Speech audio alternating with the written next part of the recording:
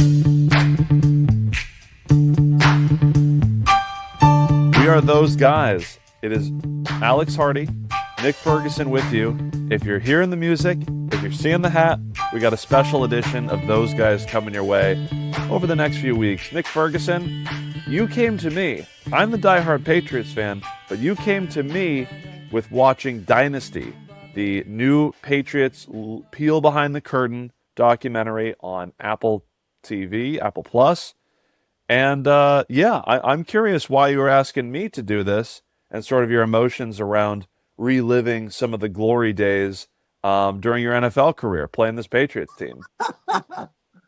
Well, you're talking about the Patriots, Tom Brady, where this was a team that Drew Bledsoe led, and all of a sudden it was changed by, as the Patriots were described, a scrawny little kid out of Michigan who ran around like a baby giraffe, and 20 plus years later, he's a freaking GOAT. So, it's amazing. And the crazy thing about it, Alex, to know that as a player, you want to be a part of NFL history.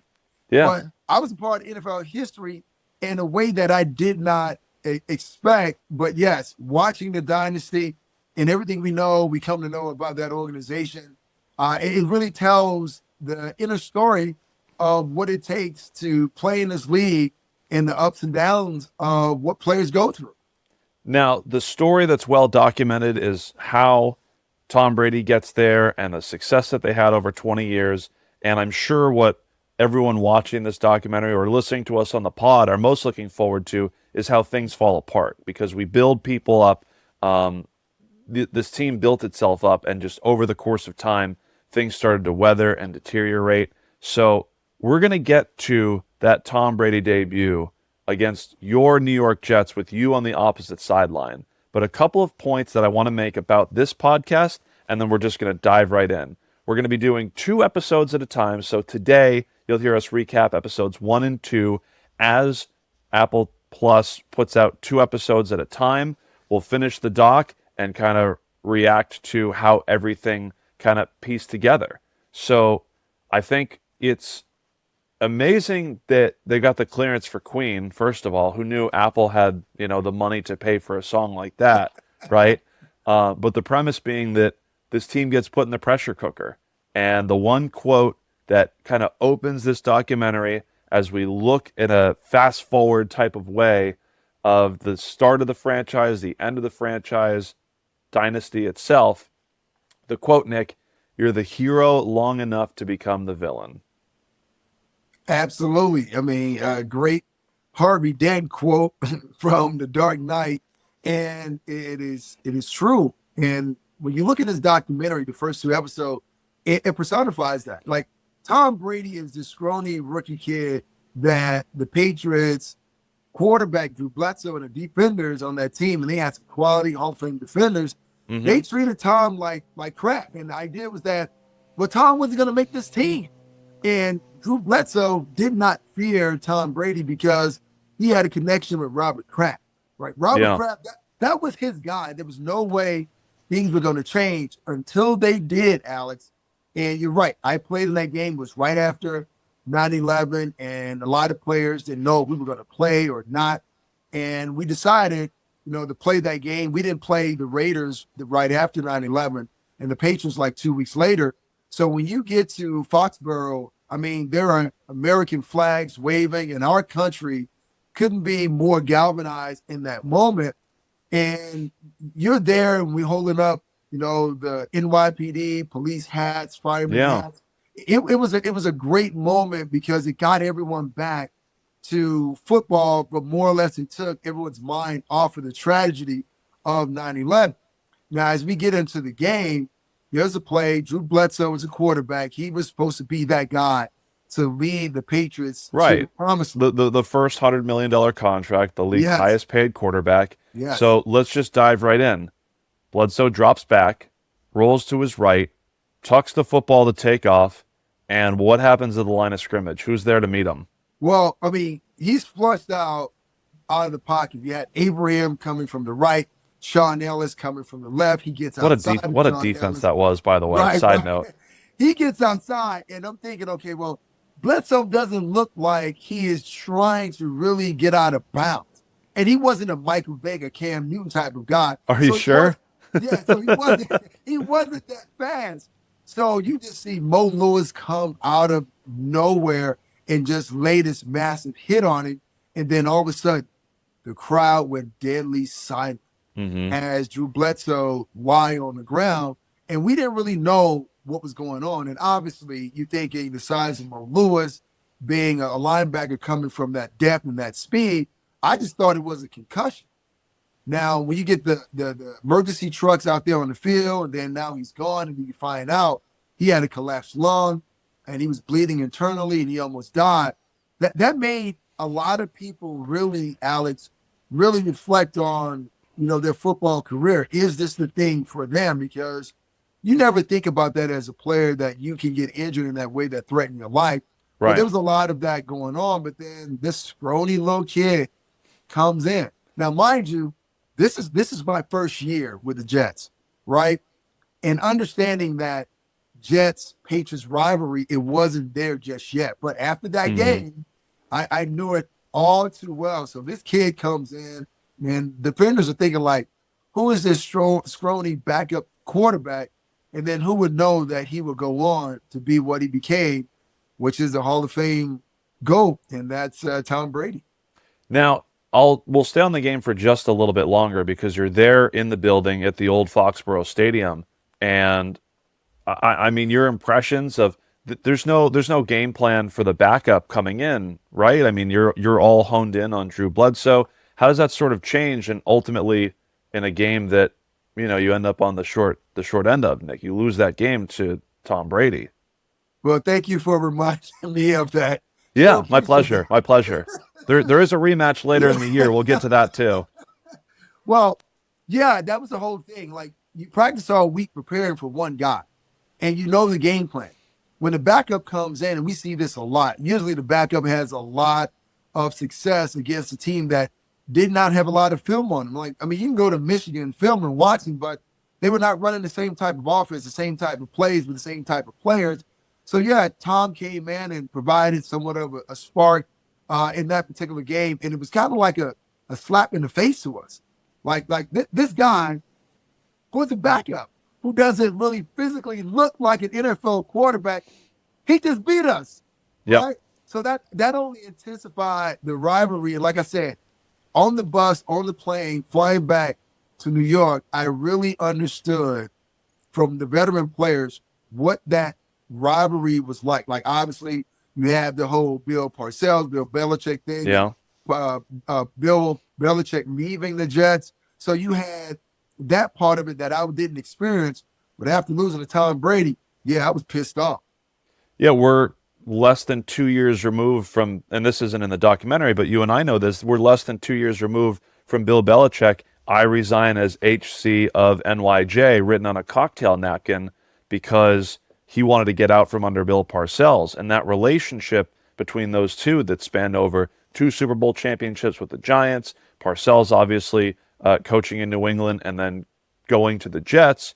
I mean, Parcells was the first guy that Kraft hires and watches Belichick work under him, and then ultimately getting him to come back at the expense of the New York Jets. So the rivalry comes on the field, right, with the devastating hit from Mo Lewis and ultimately losing that game. But prior, that rivalry is between two men, Bill Parcells and his protege, Bill Belichick. And mentioning Bill Belichick here, I think is my favorite two shots, like back to back cuts from the first episode of Dynasty. Tom Brady, after the game, it's not the first time that we see him on camera talking about this, talking in the documentary, but he basically says to the camera, I knew even after winning the game and not knowing, the severity of Drew Bledsoe entirely, I know my coach, Bill Belichick. I know I'm only the starter for next week. We're only guaranteed week to week. And cut to Bill Belichick sitting down in the chair and cracking his neck as Tom is describing what it's like playing for Bill Belichick and only knowing that your job is guaranteed 1 week at a time.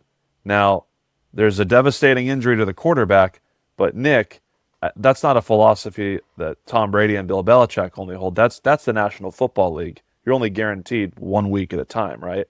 Well, that's kind of the idea. And, the fact that I played for Bill Parcells, for me, it was almost like playing for Bill Belichick, because that's where Belichick received a lot of his coaching, his Yeah, philosophies. absolutely. Yeah, and that was one of those things. I mean, Parcells will put a lot of pressure on you. And it was a week to week thing. It's almost like being in college all over again. Your scholarship was year to year. So with Parcells, as it were, with Bill Belichick, it was a week to week thing. Even Lawyer Malloy said himself, well, you know what? Tom is just holding down the fort until their quarterback, Drew Bledsoe, comes back. That's And right. once Bledsoe comes back, Tom is taking his ass back to the bench. That was kind of the idea, and that's what we thought about as players. As fate would have it, that's not how it worked out. But just imagine this, Alex, being in that quarterback room, knowing as though you were the $100 million quarterback that got injured. This young scrawny guy came in, and you still couldn't get your job back once you were cleared to be healthy. Just think about that dynamic and what it was like for those two guys trying to interact in that quarterback room.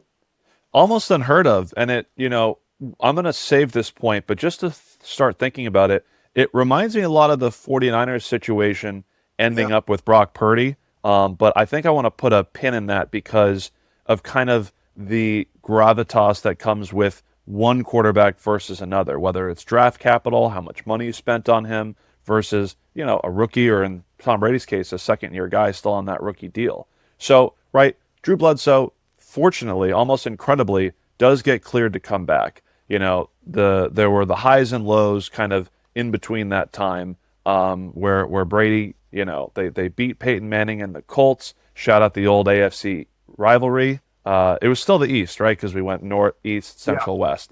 Um, he Brady kind of pilots the team as best as they can, and you sort of see this along the way in the storytelling.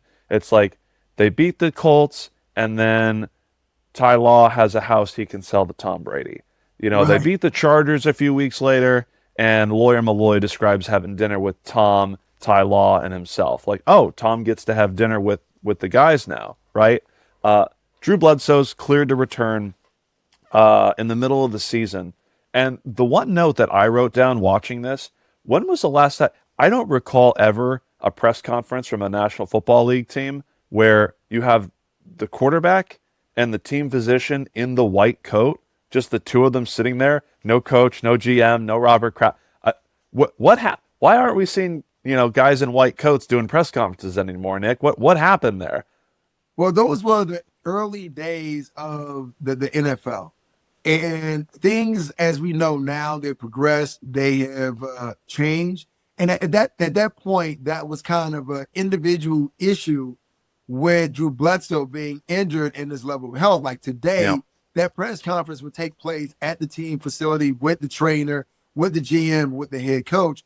But yeah, those were the early days of media. And once again, we know Bill Belichick wasn't a guy who wanted to be the center of attention. He didn't do it before he left the Patriots, and he definitely did do it now. But that was just kind of viewed as an individual thing, and that should have been the writing on the wall for Drew Bledsoe, saying, mm, "Okay, I'm just out here by myself with the doctors. There's no representation from the team." That should have been the first indicator to him that Bill Belichick had already kind of sided with Tom Brady over him. that's fascinating. I hadn't really thought of that point, but you're right. Bledsoe's put on an island, and at this point, it really only seems like Robert Kraft is the only man left in his corner.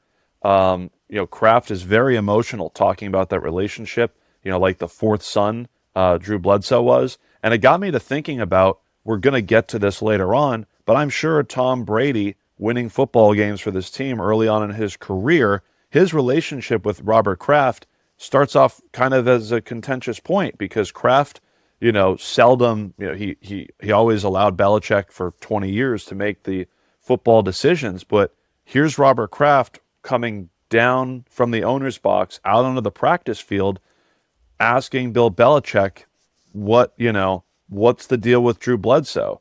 I mean, I think his quote was something along the lines of, you know, I was in agony. I thought that it wasn't fair how this situation played out.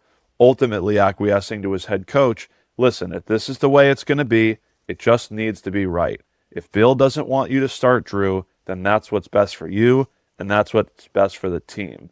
And at that point, when Tom Brady is named the starter, we immediately go back to Bernie Kosar and the Yeah. Cleveland Browns with Belichick, which I'm not watching football at that point, but I think what was kind of surprising for me was that at this time in 2001, I thought the time with the Cleveland Browns was centuries ago, right? Like you look at how they look in the early 90s, and it's only 6 years ago at this point in 1995 when he's fired by the Browns, in large part with how he treated Kosar. So we're not that far removed from Belichick making a decision at quarterback, not having right the solution, and it causing him his job.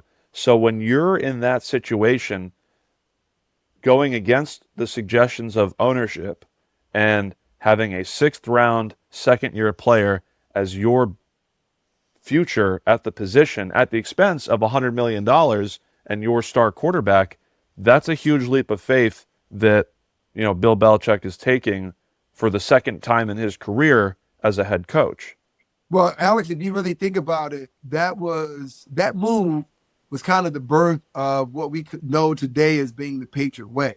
And what that is that moving on from players while they're still in their prime, trying to get cap value for those particular players, but just kind of moving on from them. Like you bringing up the Bernie Kosar thing. I mean, it was unfortunate for Bernie having that injury, and he Mm-hmm. was like a homegrown talent, and the Yeah. fans didn't really like it. But when you look at Drew's situation, and you look at Tom, because Tom was on a rookie deal, it allowed the team to retain a lot of their talent. Because think about over the years, they've had a lot of cast off from other teams because they were able to stay underneath the salary cap because Tom's payment as a quarterback never ballooned to some of what we see right now. So what we were privy to was the birth of the Patriots way, and Drew got the bad part of it, just like Bernie did. But the only Mm-hmm. part is that Tom, the quarterback in waiting, they didn't have a backup for him, right? So that's why things went bad for Art Modell and they went bad and sour for Bill Belichick. But if there Mm-hmm. was a Tom Brady in that time period, things would have been entirely different. So That's really interesting. And where episode one ends is Tom Brady's named the starter. And again, just a few weeks prior, Tom Brady said, "My job is only guaranteed week to week." And Bill Belichick says, "Tom is the starter." So they go out at 5-5 to play the St. Louis Rams, who, will become important later on in this season. But they lose a close game, and you point to Tom Brady with a pair of bad interceptions. He's the reason they lost that game. So immediately you start to get the sentiment that Belichick might be making the same mistake all over again. And that's where episode one ends. And fortunately, for those of you listening and watching those guys, we keep it moving. We've got another episode here for you of the Dynasty documentary on Apple Plus. Here to break down every single episode, react, and get the perspective of Nick Ferguson, who was there. And episode two opens, Nick, with Tom Brady being selected 199th overall in the 2000 draft. It's Paul Tagliabue, and they're ringing in the new millennium for the National Football League. And Kraft gives us that line that for whatever reason you keep repeating over and over again. I've got a young, skinny, beanpole kid, and Tom Brady in his first conversation with Robert Kraft, "I'm the best decision your organization has ever made." And Kraft says, "From your lips to God's ears, let's see." And bam, we're right back in St. Louis. I noticed that Joe Theismann, who talked about Tom Brady being drafted in the sixth round, working the NFL draft coverage, is calling this game for Monday Night Football. And it is week 11. And I believe, correct me if I'm wrong, that's the rematch with the New York Jets. sure is. Absolutely. And As a member of the Jets, you're looking forward to that game. And for me, being a reserve safety, playing on special teams, to me, I wanted a little get back. And I wanted to make sure that my presence was known against the New England Patriots. But it seemed as though that year, thinking about, what took place with the trade centers in 9/11, and then the Patriots, and just saying the Patriots itself, and thinking about our country, it was just wow, because it seemed as though that there was divine intervention in some way, pioneer or helping push the Patriots forward to carry across that narrative. And it definitely played out in that game against us, and Hmm. games leading up to that rematch against the Rams in the Super Bowl.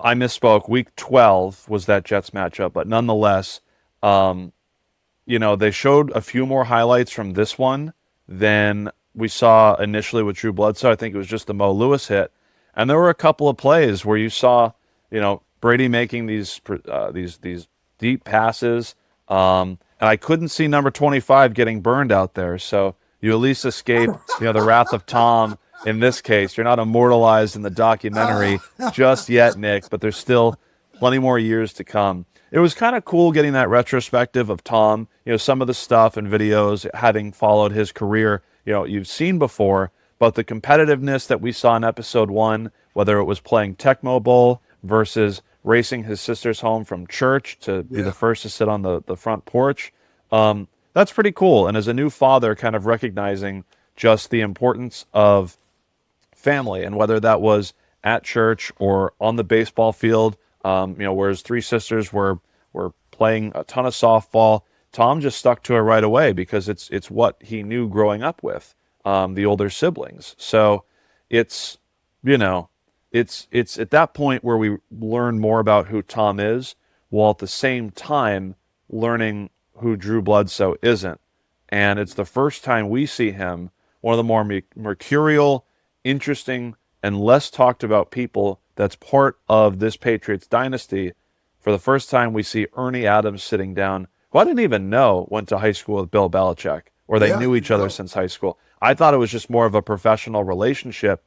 Um, and Ernie Adams is the one grinding tape. And maybe, Nick, because this is something that you do with the tape, Ernie Adams, watching the film, says, no, Drew Bledsoe can't be our guy, because the way that he saw it is he kept bracing himself for that big hit. After what happened with Mo Lewis, his quote was, he looks like a wildebeest under attack. Well, I'll say this. Ernie was right watching the tape, picking up those signs from Drew Bledsoe that he was playing more timid than aggressive. But here's another approach that maybe the Patriots and Ernie Adams should have taken with Drew. Yeah, your quarterback got hit running outside the pocket. He didn't get hurt inside the pocket. So Hmm. if Drew was not releasing the ball on time, moving the ball down the field, maybe the first thing, not just look at your quarterback, look at the structure of your offensive line. Because even though Tom had to play behind that same offensive line, he had his issues too, maybe not the same way like Drew had, because Drew became somewhat gunshot, but Ernie picked up on that, and he picked up on it right away. You only do that when you can go into a situation and be very unbiased as far as what you're looking at. And then having the stones to go tell Bill Belichick and Robert Kraft, like, look, we need to fix this because we have an issue. Drew Brees, not Drew Brees, but Drew Bledsoe might have been Hmm. our guy before. He's not going to be our guy moving forward because he has these issues that he's dealing with, and we're not sure if he's going to be able to overcome it. And I can tell you, man, from an athlete standpoint, when something tragic like that happens to you, you can come back and repair yourself physically. But it's the mental part that is the most difficult to get over, because I'm sure every time a defender got around Drew, the first thing he thought about was Mo Lewis, and he saw number 57. Yeah, yeah, exactly. And again, emphasizing he saw 57 and not 25. I'm still waiting for your debut in the doc, Nick. I know it's gonna. I know it's gonna happen. Don't put me Uh, in there, man. No, don't put me in there. We'll see. There's still plenty of Broncos games yet to come in later episodes. There's the Week 11 win against the Saints in prime time. There's the Week 12 win against your Jets. Now, that's the start of the 9-game winning streak, but at least for the end of the regular season, 6 in a row. They win their first AFC East division title in 4 years. They at 11-5 had the tiebreak over Miami. Your Jets at 10-6. The Peyton Manning-led Colts at 6-10, and those Buffalo Bills 3-13. It means the first home playoff game for Robert Kraft as owner, and the second home playoff game for the Patriots in 34 years as a season ticket holder prior. The last game at this old Foxborough Stadium is such a significant one, and I take the Patriots for granted with all their success. Like, hey, in '96 they went to a Super Bowl, in '85 they went to a Super Bowl, but I hadn't realized that they were on the road throughout all of that. So how important it is to get that support from your home fan base and to deliver for your fans, to give them a type of game with that much incentive and that much excitement to host the playoff game. This is the first of many, many more playoff games to come at home, but I was kind of shocked to hear it was their first in 30 odd years. Listen, That's unusual. Listen, as a football fan, I remember Steve Grogan, the only quarterback with a neck roll, right? Yeah. So to be a Patriots fan and suffer through some of those early years watching Jim Kelly and Dan Marino destroy those Patriots teams, this was something that those fans, almost like those Cleveland Cavaliers fans, they had been talking about for years in their family, but they had not really seen. So now to say that things turned around and Tom Brady was his quarterback, it just tells you how fickle fans are, because think about it at the very beginning, how the fans reacted to Tom Brady after that Rams game when he threw a couple of interceptions. It was like, we got to go back to Drew, and Drew thought, Yeah. hey, I was going to get my job back. But Yeah. then they kept winning games, and Belichick said, well, I see the future. I have a plan. And the plan is Tom Brady. And the crazy thing about this is, what did Drew go through? Right now, we haven't really embarked on everything and seeing that Drew side of it. But what did Drew go through from being a starter to now watching this young kid in his rookie year lead a team that you were supposed to lead? You were supposed to take them to the promised land. Now you have to play second fiddle and backseat to this kid, the same kid that you put the FBI, paint in his shoe to paint, to make his foot blue for a while. Now that guy is the guy that everyone's talking about, and not you. Think about that, and that's the part I'm interested in saying. How did Drew and his wife mentally process watching someone else live the life that he was supposed to live? Right. A lot of this defense was there in 1996. They reached their pinnacle. I mean, look, he's hurt, but he knows how good the supporting cast is around him. And we're about to talk about the greatness of Adam Vinatieri as well. This is the type of football team that you're winning 6 in a row with this quarterback because he's getting help around him. They hang 44 on Peyton Manning and the Colts, not because Tom threw 5 or 6 touchdowns like it's 2007 with Randy Moss. This is a defensive run the football team that Drew Bledsoe could just have easily won 6 in a row with. Right. It's got to be an interesting position that, less than a year ago, he's getting his hands on FBI ink, which I want, Yeah. How Where do do you you get just that from? that's not the question for me. That's a question for you, Nick. Like, what kind of connections being in the NFL allow you to get? Like, you've got a pal at the FBI. Like, yeah, we've got this stuff lying around. Like, no problem. We could have used some purple dye on the morning of January 19th, 2002, because the snow starts falling. The Patriots are hosting the Oakland Raiders, and it won't stop snowing, Nick. The impressions that you had of this game, and I can proudly say a game that I attended. So I can tell you my experience of multiple hand warmers. I was, again, I think 11 years old. 11 years old at the time. Yeah. Hand warmers, snow jacket, about 4 or 5 layers. Um, and I don't remember much until they made it 10-13. Now, watching this back again, Brady throws the early pick. They go down 13-3, and the decision that Bill tells Tom is it's time to go hurry up offense. And I don't remember this at all. Jermaine Wiggins making that catch off the deflected ball off David Patton's hands to keep that drive alive. I do remember Tom running in to make it 10-13. They get the football back, again, on the strength of that defense. There's a minute 43 left in the game. Charles Woodson comes around from the edge, and I was a fan. I didn't know the NFL rules. Nick, you did, so obviously you knew what happened on this play. Of course, I mean, I knew what it was, a fumble, right? And I was like, okay, well, wow. I mean, the glorious run of Tom Brady and the Patriots have come to a triumphant end, and Charles Woodson, Michigan on Michigan. Now the Raiders get the ball back, but no one anticipated that they would go under the cover and the referee would come back and say something that changed, I guess, the Raiders organization for years to come after that. And it was like, oh, his arm was going forward. It wasn't, a fumble. And I was like, what? And I mean, even the Patriots guys were shocked that the ref said that it wasn't a fumble. But once again, it goes back to what I said before.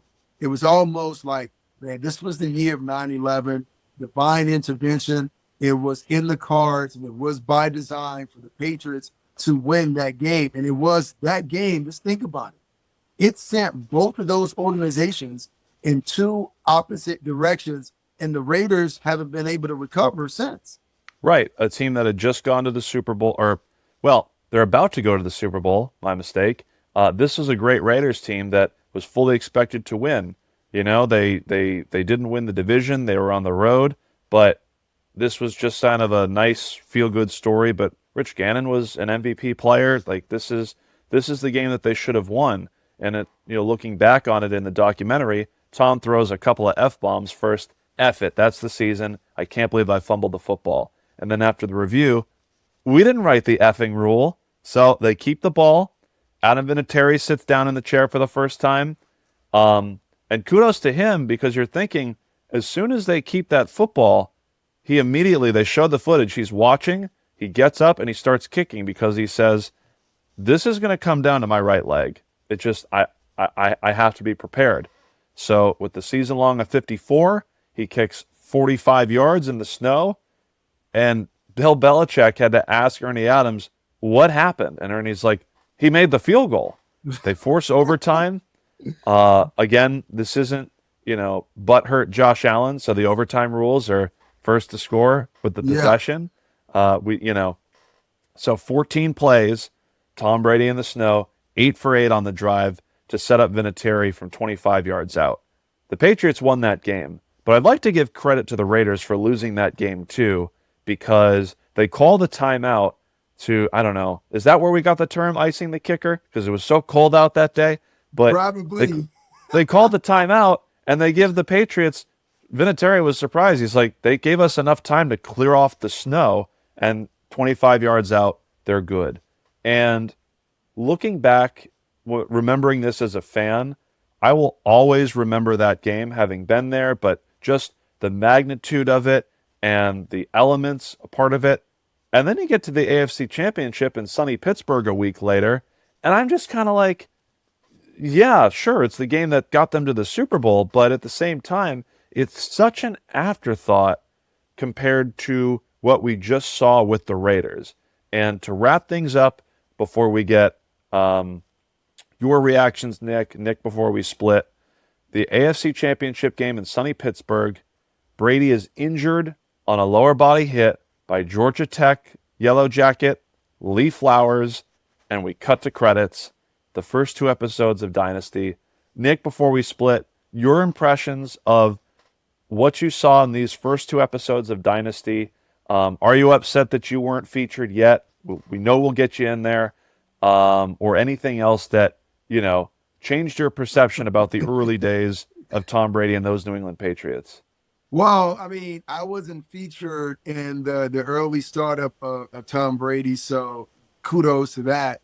Obviously, when he gets to the Denver days, I had more victories against Tom in the Broncos uniform than I did in the Jets. So I can't wait for them to show that footage. But the biggest thing is what fans did not know about the game of football. To know that the kind of uh, I guess the inner battles that take place. You have the owner wanting to do one thing, the head Hmm. coach wanting to do another thing, and then the players themselves on the field. That dynamic, it plays out in hard knocks, but it hasn't really played out in this particular way because when you think about, once again, what Drew went through from a physical standpoint, but the mental part of it too. Those are the things that never really get highlighted.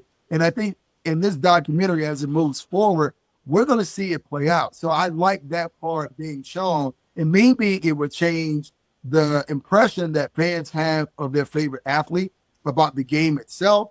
But maybe some of these talking heads that are out there, maybe it would change the way that current players who are analysts look back at their careers and they look at the game today and look at it in a different way because there is a human element to it. We are professionals, but there's a human element to it that's never really talked about. And maybe we see that play out as this Dynasty documentary moves forward.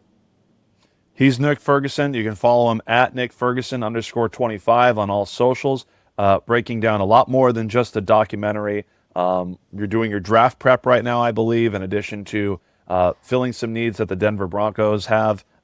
Maybe at the quarterback position. They might need a quarterback. I'm not sure. But you can always reach out to Nick if you have any questions about your team.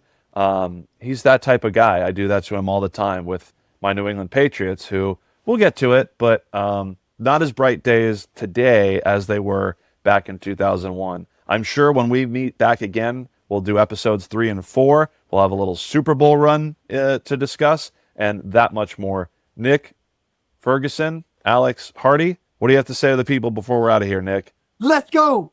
Let's go.